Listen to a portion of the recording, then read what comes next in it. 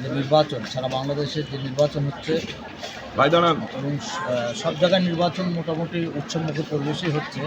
তারপরে আড়ানের যেহেতু বিএনপির সভাপতি, পৌর বিএনপির সভাপতি, তো আড়ানের ভোটের পরিবেশটা এবং ভোটের আপনাদের জিতার সম্ভাবনার বিষয়ে জিতার সম্ভাবনা এই মুহূর্তে আমরা মনে করছি শতভাগ। তবে গত 2 রাত্রি এবং 2 দিন আমরা খুবই অত্যাচারের মধ্যে ছিলাম।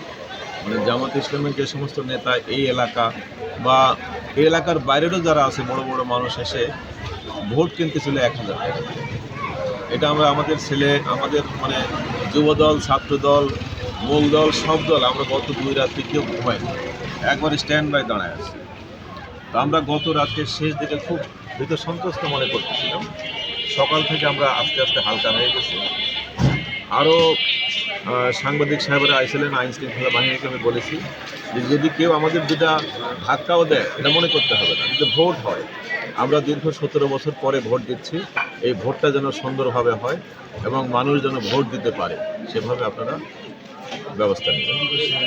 সার্বিক পরিস্থিতি সন্তোষজনক, এখন সন্তোষজনক। এবং ধানের শীষ আমরা মনে করছি যে ব্যাপক হারে কম বেশি হবে। ব্যাপক মানে কত 80% ভোট কালেকশন হলে মনে করেন যে 20 বা 15 হতে পারে, দাঁড়িপাল্লা হতে পারে, এটা আমাদের ধারণা। আর এই জিন্দু স্যার মানে এখানকার যে আমি এই পৌরসভার, ওনাকে আমরা এখানে থেকে বিদায় করে দিচ্ছি, হাতে দিই টাকা দেওয়া হাতে নাতে ধরা পড়ে। আপনারা ভালো থাকেন ভাই, আমাদের জন্য দোয়া করেন ইনশাল্লাহ।